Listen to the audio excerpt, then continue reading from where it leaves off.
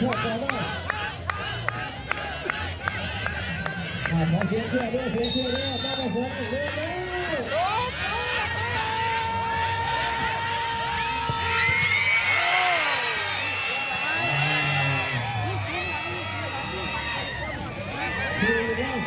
คือก็จะต้องเผาตัวแล้ว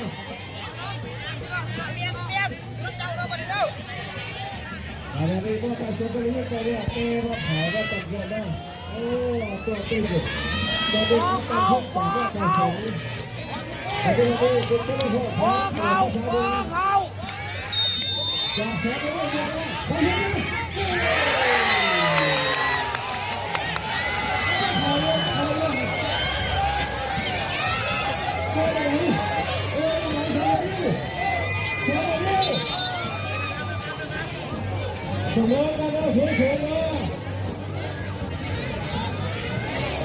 นะครับมาอยู่พี่นะครับพี่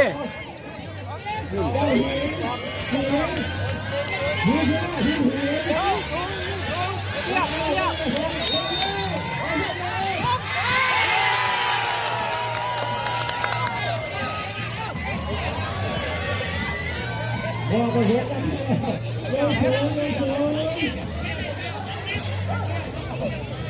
เอาไปเลยขอที่ซาเดินทางไปเลยทางไปเลยอย่าเดินทางไปเลยทางที่ไปที่ซาเลย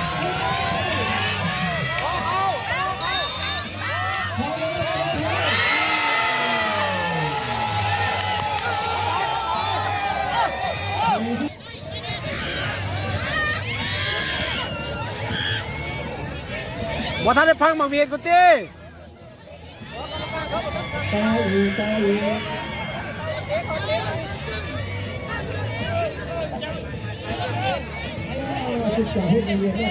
นะครับใจเย็นมาเลยศึกษาเลยก็ได้โซ่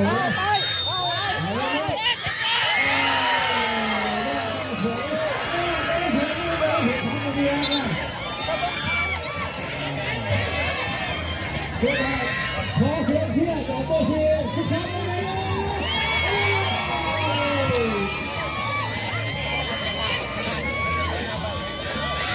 นักเตะที่ได้กันทางท่านก็แพ้ก็เสียก็ตัวเชียร์ขอเสียงตัวเชียร์ตัวเชียร์ทุกท่านเลยทุกท่านเลยทุกท่าน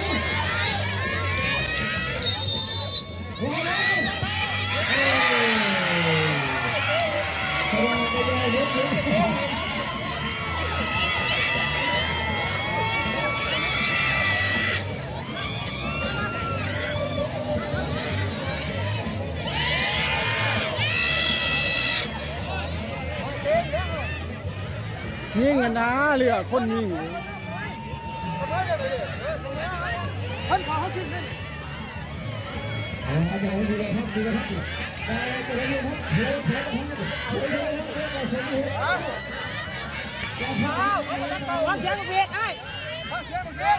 วตายแล้ว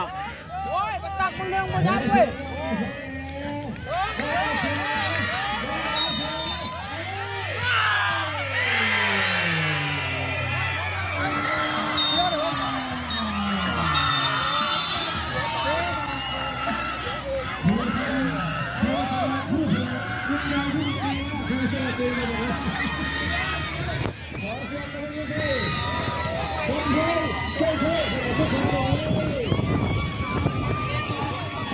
ฮะพวกมันเจ๊นะผมดีนะครับบอกเขาเลย